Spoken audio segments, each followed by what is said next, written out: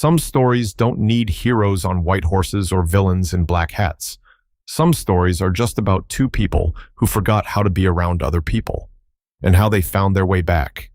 I wrote this for folks like me, folks who've lived long enough to know that loneliness ain't always about being alone. Sometimes it's about being in a room full of people who don't see you. Sometimes it's about building walls so high you forget there was ever a door. This is a story about a man who stopped expecting anything from anyone, and a woman who'd been treated like something to be bought and sold. It's about rain, and a cabin, and the kind of quiet that says more than words ever could. If you've ever felt invisible, or wondered if your best days were behind you, well, pull up a chair. This one's for you. The coffee had gone cold an hour ago. Silas Drifter stood on the porch of his cabin, tin cup in hand, watching the sky bruise purple and gray over the western ridge. Storm coming. He could smell it, that particular heaviness in the air, like the earth itself was holding its breath. He ought to go inside, ought to check the shutters, make sure the roof patch over the bedroom corner would hold, ought to do a lot of things. He didn't move.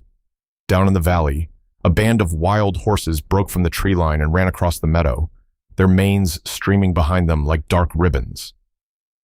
7, maybe 8 of them. The lead mare was a buckskin with a black mane, and she ran like something was chasing her, even though nothing was. Silas watched them until they disappeared into the aspens on the far side. His feet stayed planted on the worn boards of the porch. 3 years ago, he would have saddled Buck and gone after them.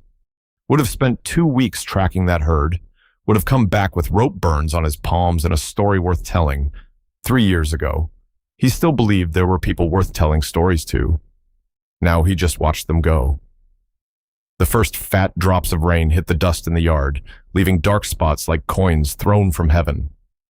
Silas finally lifted the cup to his lips, grimaced at the bitter dregs, and turned to go inside. That's when he saw it. Movement on the road. A figure, small at this distance, walking toward his place from the direction of Copper Creek. He squinted against the dimming light. Nobody used that road anymore. It didn't go anywhere except to his cabin. And folks in town had stopped visiting years ago, stopped inviting him to barn dances and church socials, stopped nodding when he passed on the rare occasions he went for supplies. Fine by him. He'd stopped expecting anything different, but someone was on that road now. Walking, not riding. No horse, no wagon, just a single figure getting closer with each step, and the rain getting heavier by the minute. Silas set down his cup on the porch rail and walked to the edge of the steps. The figure resolved itself as it drew nearer a woman. Brown dress, no coat, no hat, arms wrapped around herself against the chill that was rolling in with the storm. What kind of fool walked this far from town without a horse, without so much as a shawl? The rain came harder now, turning the road to mud. The woman stumbled, caught herself, kept walking. She was maybe 200 yards out, and Silas could see she was soaked through already. Could see the way her shoulders hunched against the cold.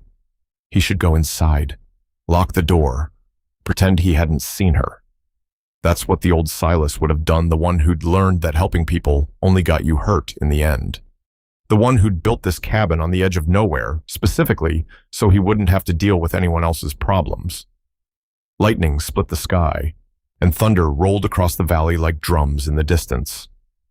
The woman stopped in the middle of the road, just stopped, like her legs had given out. She stood there in the downpour, face turned up to the sky, and Silas could see her shoulders shaking. Something in his chest, something he thought had died a long time ago, shifted. "Oh, shoot," he muttered. He grabbed his hat from the hook by the door and stepped off the porch into the rain. There's an old saying, sometimes the Lord sends the storm, and sometimes he sends someone to walk through it with you.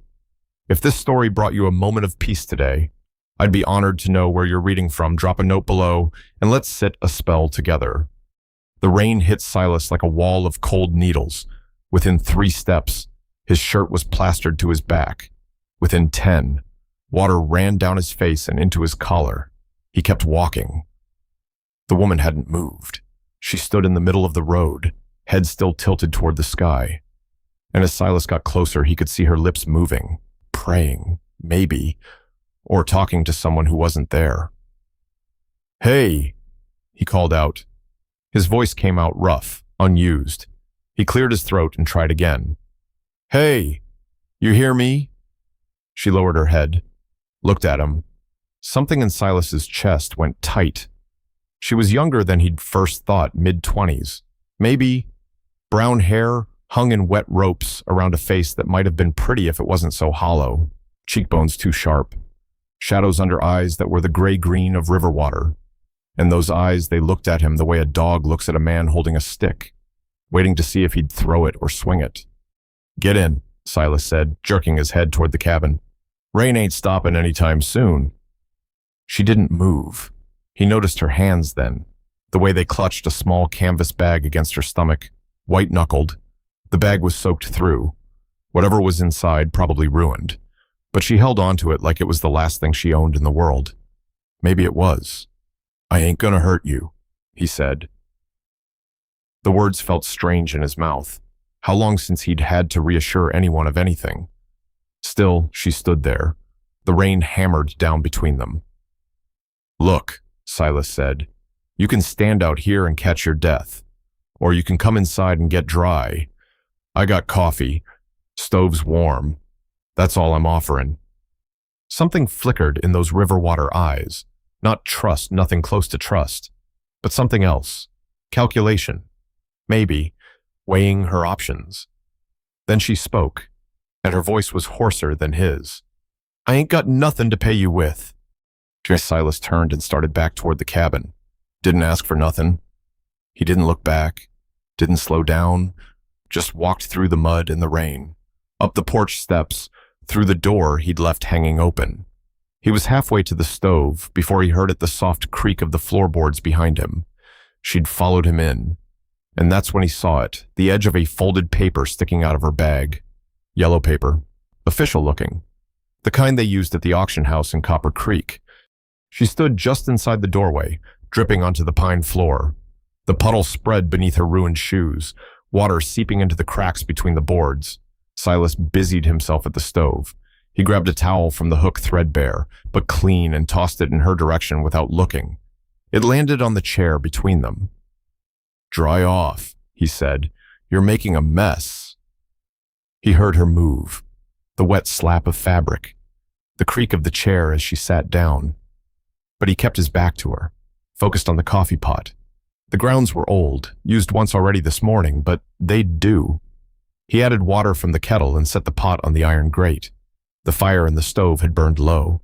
He fed it 2 more logs, watched the flames catch and climb. Orange light flickered across the cabin walls, throwing shadows that jumped and swayed. Behind him, she was shivering. He could hear it, the small, involuntary sounds her teeth made as they chattered together, the wet rasp of her breathing. He should say something, ask her name. At least, that's what a normal person would do. Silas wasn't sure he remembered how to be a normal person. The coffee started to bubble. He grabbed 2 tin cups from the shelf, one dented on the rim, one blackened on the bottom, and filled them both. The smell rose up, bitter and dark, cutting through the cold dampness that had seeped into the cabin. He turned around. She'd wrapped the towel around her shoulders, but it wasn't doing much good. The brown dress clung to her frame, and he could see now how thin she was. Not just lean thin in the way people got when they hadn't eaten regular in weeks. Her collarbones stood out sharp beneath the fabric. Her wrists looked like they might snap if she lifted anything heavier than that bag she still clutched in her lap. Silas crossed the room and held out one of the cups. She looked at it, looked at him. That same calculating look from before, weighing risks and rewards. Then she took it. Her hands trembled as she raised the cup to her lips. She drank deep, not caring that it was hot enough to burn. Steam rose around her face, and she closed her eyes for just a moment. When she opened them again, something had shifted. Not softened, nothing about her was soft, but the hard edge of suspicion had dulled slightly. "Most men ask questions first," she said. Her voice was steadier now, though still rough. Silas lowered himself onto the stool by the stove, keeping the width of the room between them. "I ain't most men, and you ain't gotta explain nothing." She studied him over the rim of the cup, The firelight caught her eyes, turned them from gray-green to something almost gold. "Where'd you come from?" he asked. The question came out before he could stop it. "Auction in Copper Creek." The words hung in the air between them. Silas felt his jaw tighten. He knew about those auctions. Knew what happened to women who ended up there widows, orphans, immigrants with no family and no prospects. They stood on platforms while men walked around them like they were horses at a livestock sale. He didn't ask what had happened, didn't need to. The fact that she was walking alone in a rainstorm told him everything. Nobody had bought her, or somebody had, and she'd run. Either way, it wasn't his business. He stood up, crossed to the corner where his bed sat, a narrow frame with a mattress stuffed with straw, a wool blanket folded at the foot. He picked up the blanket and carried it to the chair by the fire, draping it over the back. "You take the bed," he said. "I'll be in the barn." She looked at the bed, looked at him. That wariness was back, sharper than before. Why what? Why are you doing this? You don't know me. Don't owe me nothing." Silas pulled his hat back on, still damp from the rain. His hand rested on the door latch. "Reckon I don't need a reason," he said. "Reckon some things just need doing." He stepped out onto the porch. The rain had settled into a steady downpour, drumming on the roof, turning the yard to mud. The barn was maybe 50 yards away, and he'd be soaked through again by the time he reached it. He didn't care. Behind him, through the closed door, he heard a sound, small, barely there, a sob. Just one, choked off almost as soon as it started. Silas stood on the porch, rain streaming off the brim of his hat, and listened to the silence that followed. His hand tightened on the porch rail. 3 years he'd lived out here alone. 3 years of telling himself he didn't need anyone, didn't want anyone, was better off with just the horses and the sky and the work that needed doing. 3 years of believing he'd burned out whatever part of him used to care about other people. But that sound, that single, strangled sob from a woman who'd held herself together through miles of rain and mud and whatever had happened before, that sound cracked something open in his chest that he'd thought was sealed shut for good. He stood there a long time, staring at the barn through the rain, before he finally made himself walk toward it. And he wondered, for the first time in years, what morning would bring. Silas woke to the smell of cornmeal. His eyes opened to the gray light filtering through the gaps in the barn wall. Straw poked through his shirt, jabbing into the sore muscles of his back. He'd slept wrong, curled on his side with his arm under his head, and now that arm was numb from shoulder to fingertip. He sat up slowly. Pins and needles shot through his arm as the blood returned. Outside. Rain still hammered against the roof, drumming a steady rhythm on the old shingles. But that smell. He turned toward the cabin. Through the open barn door, he could see smoke rising from the chimney, gray wisps curling into the gray sky, torn apart by the wind before they got 10 feet up. His stomach tightened, not from hunger, though he was hungry, from something else, something he couldn't name. She was still there. He'd half expected to wake up and find her gone. Expected the cabin to be empty, the door hanging open, nothing left but a wet spot on the floor where she'd dripped rainwater the night before. But she was still there, and she was cooking. Silas pushed himself to his feet. His knees popped. His lower back ached where the cold had settled into the old injury from that horse that threw him 6 years ago.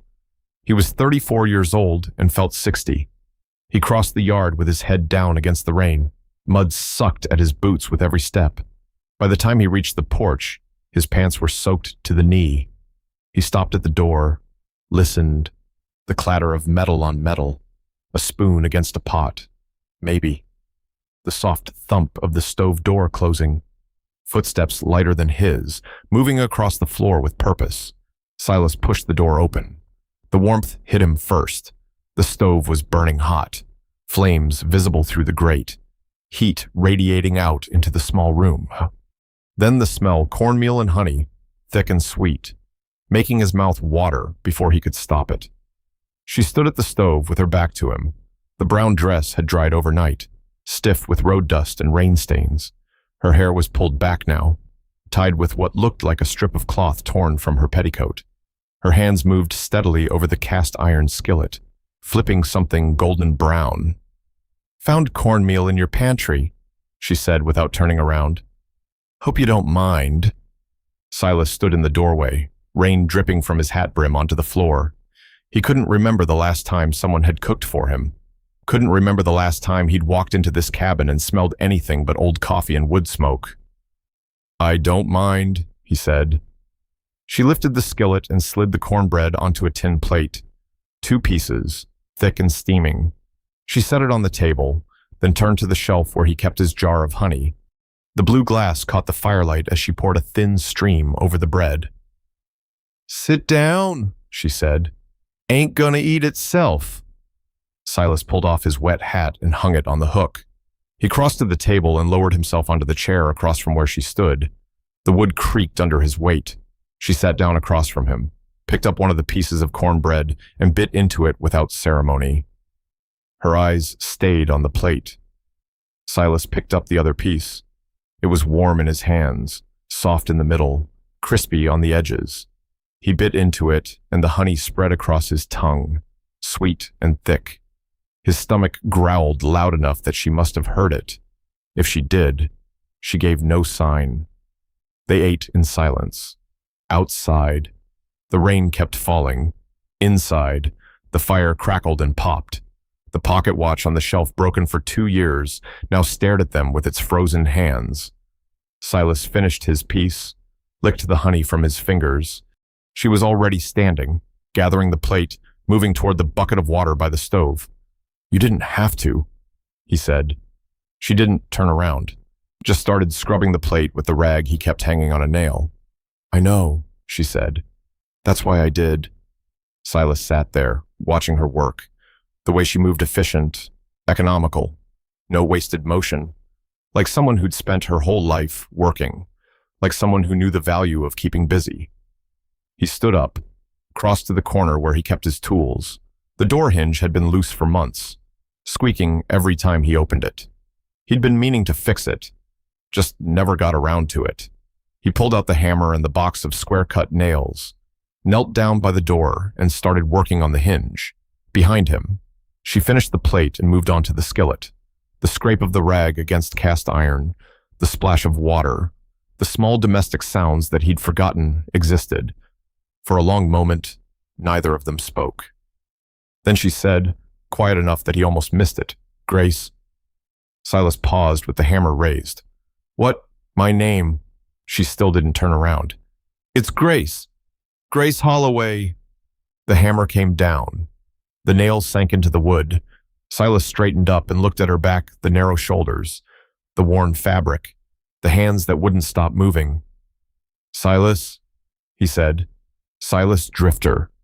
She nodded once, kept scrubbing, and just like that, they weren't strangers anymore. But as Silas turned back to the hinge, he noticed something on the table. The canvas bag she'd been clutching last night. It sat there now, slightly open, and inside he could see the edge of that yellow paper again.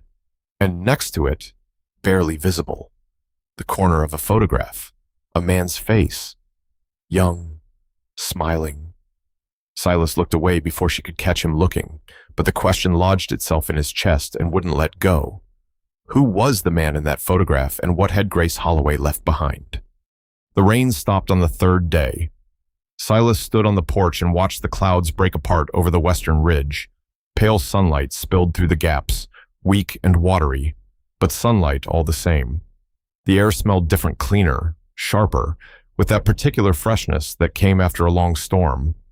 The fence on the north side of the property had taken a beating. He'd seen it yesterday through the window, 2 posts leaning at bad angles. One rail split clean through. It needed fixing before the horses got any ideas about wandering off. He grabbed the hammer from its hook by the door. The hickory handle was worn smooth from years of use, shaped to fit his palm exactly. He picked up the tin of square-cut nails and headed across the yard. The mud sucked at his boots. Every step made a wet, squelching sound, but the ground was firmer than yesterday.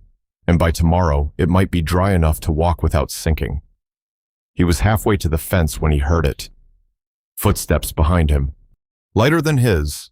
Quicker, Silas didn't turn around, just kept walking. Grace fell into step beside him. She'd found an old pair of boots somewhere, probably the ones he kept in the corner for mucking out the barn. They were 3 sizes too big for her, and she walked with that careful gait of someone trying not to trip.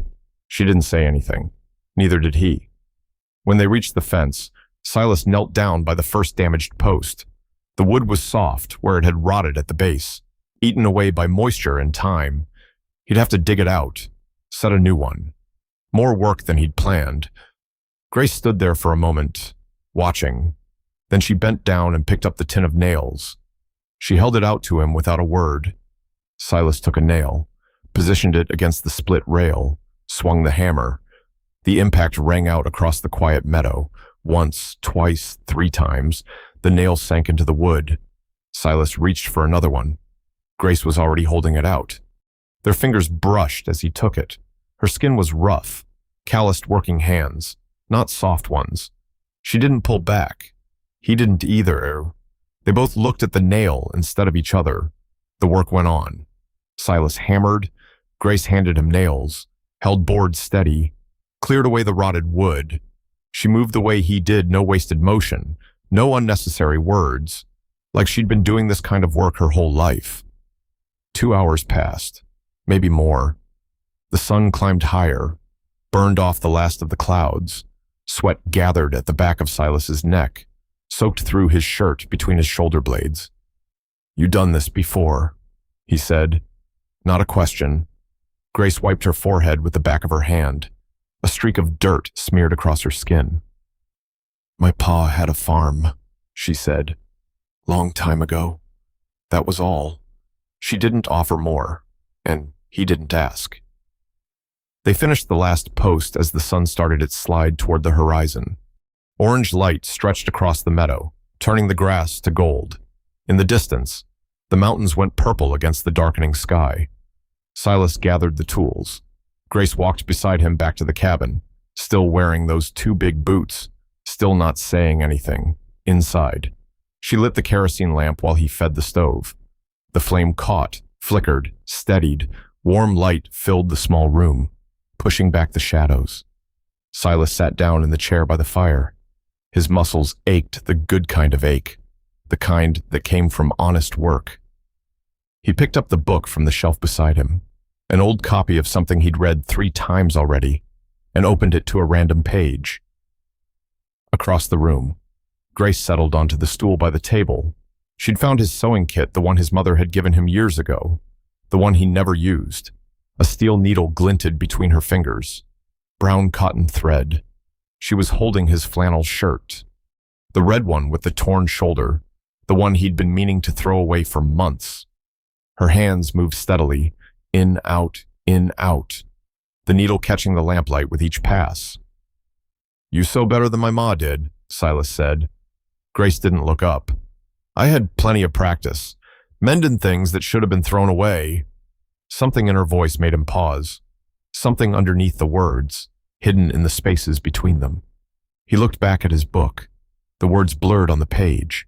He wasn't reading, hadn't read a single sentence since he'd opened it, but it gave his eyes somewhere to go that wasn't her face, her hands. The way her shoulders had finally started to relax. The fire crackled. The lamp hissed softly, outside. An owl called somewhere in the darkness. Grace finished the last stitch. She bit the thread to cut it, then held up the shirt to examine her work. The tear was invisible now, the stitches so small and even they might have been made by a machine. She folded the shirt and set it on the table. Then she looked at him. Their eyes met across the room. Silas felt something shift in his chest, something he hadn't felt in years, something that scared him more than any storm or any empty night ever had. He looked away first. "Getting late," he said. "I'll be in the barn." He grabbed his hat and walked out before she could answer. But as he crossed the dark yard toward the barn, he realized something that stopped him cold. He hadn't thought about town in 3 days, hadn't thought about the stairs, the whispers, the reasons he'd come out here in the first place. For 3 days, he'd only thought about her. And tomorrow, If the road dried out, she would have no reason to stay. The rain came back on the fourth night. Silas heard it start while he was feeding the stove a soft patter at first, then harder, driven against the windows by a wind that howled through the gaps in the walls. He'd stuffed rags into the worst of them last winter, but the cold still found a way in. Grace sat in the rocking chair by the fire. She'd been quiet all evening, quieter than usual, her eyes fixed on the flames. The canvas bag sat at her feet, closed tight, the way it always was when she wasn't reaching into it for something. Silas lowered himself onto the stool across from her. The fire had burned down to coals, casting a dim orange glow that barely reached the corners of the room. He should add another log, should get up and do something useful. He didn't move. The silence stretched between them. Not uncomfortable, they'd gotten used to silence over the past few days, but this was different, heavier, like the air before a storm breaks. Grace spoke first. "Why'd you come out here?" Her voice was low, almost lost under the sound of rain on the roof, away from folks. Silas stared at the coals. A log shifted, sending up a small spray of sparks. "Folks got tired of me first," he said. She waited. He could feel her eyes on him, patient, not pushing, just waiting. "Had a ranch," he said. The words came slow, dragged up from somewhere deep. 50 head of cattle, good land, good water, partner I trusted with my life. He stopped. His jaw tightened. Partner took it all. Cattle, land, the woman I was going to marry, went to the law, and the law said I couldn't prove none of it was mine. Said his word was good as gold, and mine wasn't worth the spit it took to say it. The fire crackled, wind rattled the window. Town believed him, every last one of them. 3 years I'd worked alongside those people, and they looked at me like I was the liar, like I was the thief. Silas's hands curled into fists on his knees. So I left. Built this place where nobody could look at me that way again.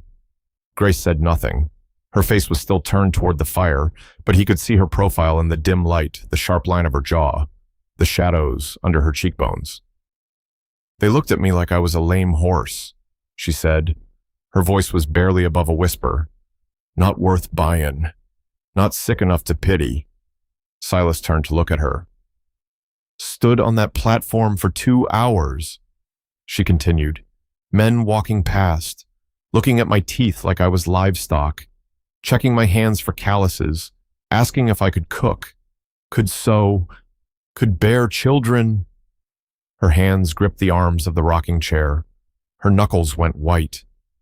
Nobody bid, not one. Auctioneer said I was too old, too thin, too plain, said I'd be better off finding work in the saloons if I wanted to eat. She laughed a short, harsh sound with no humor in it. I walked out of there with 11 cents in my pocket and the clothes on my back. Started walking and didn't stop until I couldn't walk no more. The fire had burned down to embers now. The room was growing cold, but neither of them moved to add more wood. The photograph in your bag, Silas said quietly. The young man. Grace's hands stilled on the armrests. For a long moment, she didn't speak. My brother, she said finally. Thomas. Fever took him 2 winters past. He was the last of my family. She reached down, opened the bag, and pulled out the photograph, held it toward the dying firelight. A young man's face smiled up at them, barely 20, with Grace's same gray-green eyes. He's why I ended up at that auction, she said. After he died, I couldn't keep the farm, couldn't pay the debts, lost everything. She tucked the photograph back into the bag. Thought maybe someone would take me on as a wife, give me a place to belong again. I ain't looking for pity, Grace said. Her voice was flat, hard. Silas looked at the dying fire. Good. Because I ain't got none to give. Just coffee and a dry roof. Silence. The wind moaned outside. That's more than most, she said quietly. Silas stood up. His knees cracked, loud in the quiet room. He crossed to the corner where he kept the extra blankets, a gray wool one. moth-eaten in places, but thick enough to hold warmth. He carried it back to her chair and draped it over her shoulders without a word. Then he sat back down on the stool, a little farther away than before. Grace pulled the blanket tighter around herself. She didn't thank him. He didn't expect her to. The coals glowed red in the darkness. Outside, the rain kept falling. Inside, the two of them sat in the dying light, not speaking, not moving, just existing in the same space. Silas watched the last ember fade from orange to gray.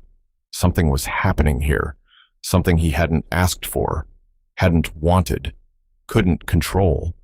Something that scared him worse than losing everything had scared him 3 years ago. Because 3 years ago, he'd lost things.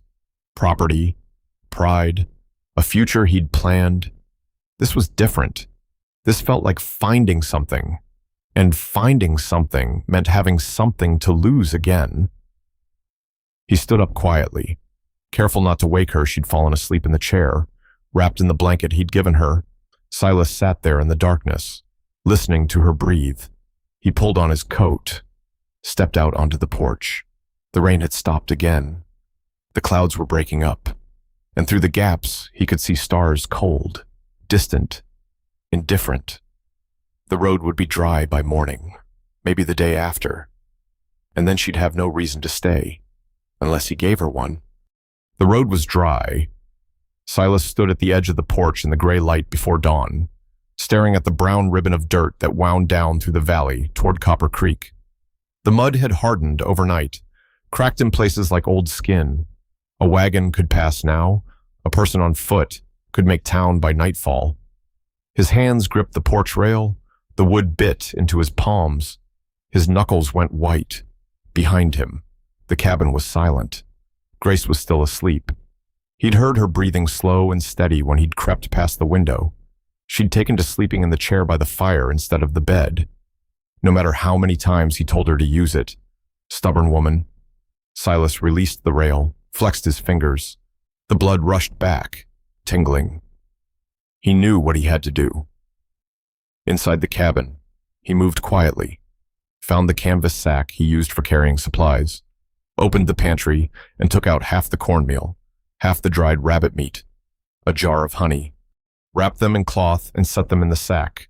From the tin on the shelf, he counted out coins, $3.40 everything he had until he could sell the horses in the fall.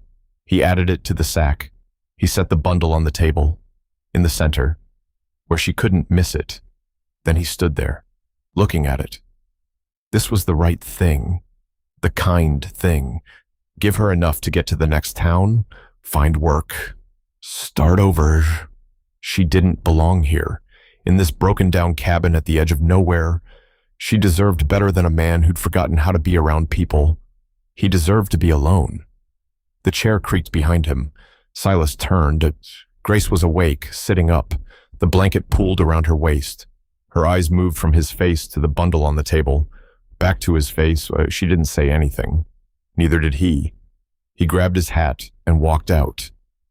The day passed in a blur of work he didn't need to do. Silas checked fence posts that didn't need checking, moved hay that didn't need moving, brushed Buck until the horse's coat gleamed and the animal started shifting away from him. Annoyed, he didn't go back to the cabin for lunch, didn't go back for dinner.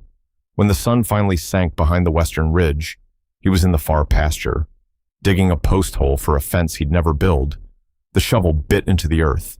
His shoulders burned, sweat soaked through his shirt despite the evening chill. He kept digging. The hole was 3 feet deep when his shovel hit a rock. He tried to pry it loose. The shovel slipped. His feet went out from under him. Silas fell. He landed hard at the bottom of the hole, one knee slamming into the rock, the other sinking into mud that had collected at the base. Cold water seeped through his pants. Dirt showered down on his head, his shoulders, his face. He tried to stand. His boot slipped in the mud. He went down again, this time on his hands, fingers sinking into the cold muck up to the second knuckle. For a long moment, he just stayed there, on his hands and knees in a hole he'd dug himself, covered in dirt, soaked in muddy water. This was where he belonged, in the ground, in the dark, alone. He'd built his whole life around not needing anyone, not wanting anyone. And now a woman he'd known for 6 days had walked into his cabin and torn it all apart just by existing, just by handing him nails and cooking him breakfast and falling asleep in his chair. And instead of asking her to stay, he was hiding in a hole in the ground like a coward. Silas pressed his forehead against the cold earth. His breath came in ragged gasps. His chest ached with something he couldn't name, something that felt like shame and fear and longing all twisted together. He was pathetic, a grown man, 34 years old, afraid of a woman half his size because she made him feel things he'd sworn never to feel again. The mud squelched as he pushed himself up. His hands were black with it. His pants were ruined. He could feel dirt in his hair, on his face, probably in his teeth. He climbed out of the hole, one painful handhold at a time, stood at the edge, breathing hard, looking down at the mess he'd made. The walk back to the barn took forever. Every step was heavy, weighted with something more than just mud-soaked clothes. The cabin windows glowed with lamplight as he passed. He didn't look. In the barn, he stripped off his filthy shirt and used the water trough to wash the worst of the mud from his hands and face. The water was ice cold. His teeth chattered. He didn't care. He lay down on the straw in his undershirt, wet and shivering, and stared at the ceiling. Tomorrow, she would be gone. He'd made sure of that. The bundle on the table said everything he couldn't say out loud. You should leave. I'm not worth staying for. And she would go. Of course she would. Why wouldn't she? He closed his eyes, tried to sleep, couldn't. Somewhere in the darkness, he heard the cabin door open, footsteps on the porch. Then nothing. She was sitting out there. He knew it without looking, sitting on the porch in the dark, maybe looking at the road, maybe looking at the stars, maybe looking at the barn. Silas lay there until his shivering stopped, until his body went numb with cold and exhaustion, until the silence pressed down on him like a physical weight. And in that silence, one question repeated itself over and over, relentless as a heartbeat. What if, tomorrow morning, she was still there? Silas woke to the sound of water splashing. He lay still for a moment, staring at the barn ceiling. Weak morning light filtered through the gaps in the walls. His body ached. His knee throbbed where he'd hit the rock. His back was stiff from sleeping on cold straw, and his undershirt was still damp against his skin. The splashing continued, regular, rhythmic, coming from outside. He pushed himself up. His joints cracked. He felt 60 years old. Through the barn door, he could see the well, and next to it, Grace. She was bent over the wooden washtub, scrubbing something against the washboard. Her sleeves were rolled up to her elbows. Water dripped from her hands, catching the early light. She was washing clothes, his clothes and hers, mixed together in the same tub. Silas stood in the doorway of the barn, watching. His chest felt tight. His throat felt tight. Everything felt tight. The bundle was still on the table. He could see it through the cabin window, the canvas sack, untouched, sitting exactly where he'd left it. She hadn't taken it. She hadn't left. Grace straightened up, wringing water from a shirt. His red flannel, the one she'd mended. She hung it over the line he'd strung between the cabin and the fence post, then bent back down to the tub. She still hadn't looked toward the barn, hadn't acknowledged him at all. Silas walked across the yard, his boots squelched in the mud. The ground was still soft near the well, where water had pooled.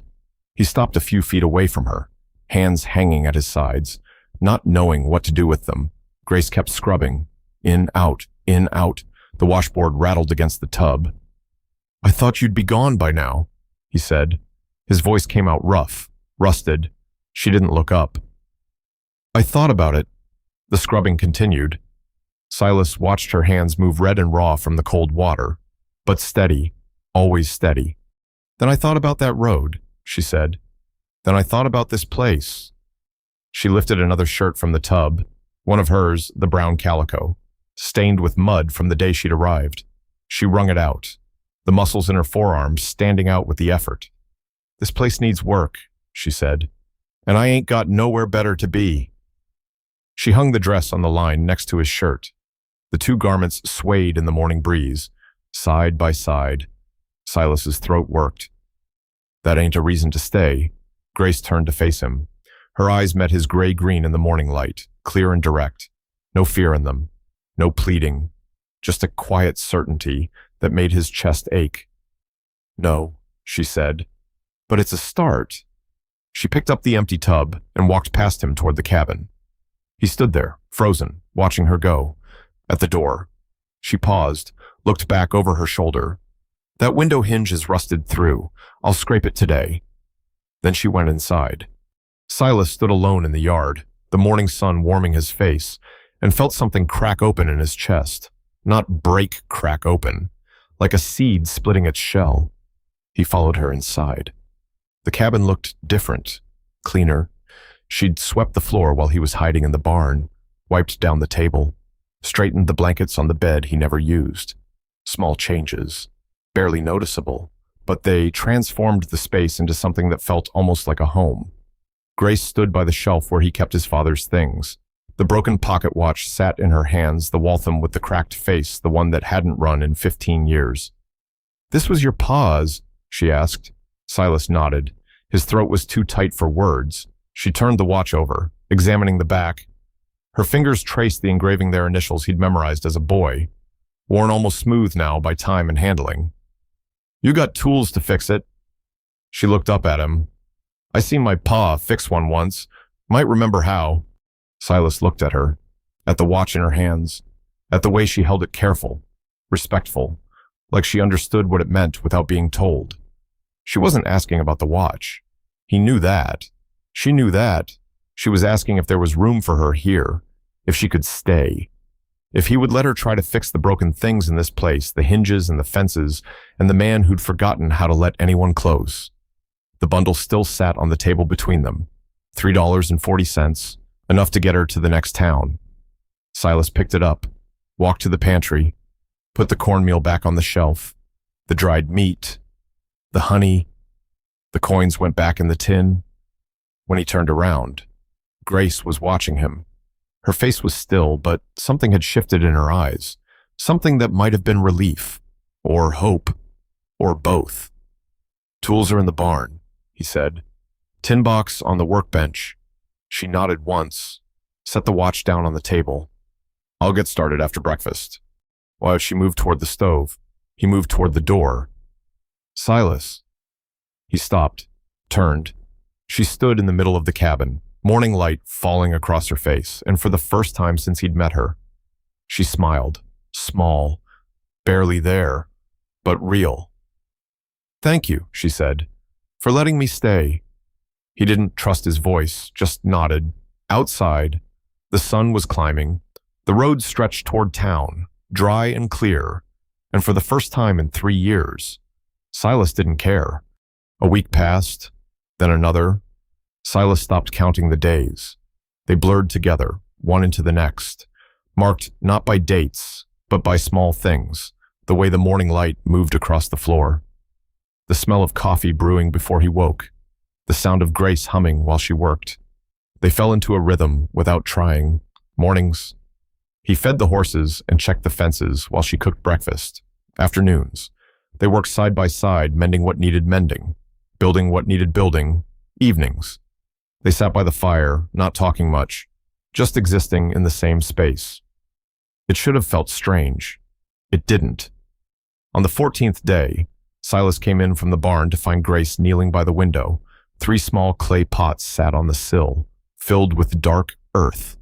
She was pressing seeds into the soil with her fingertips, one by one, her movements careful and precise.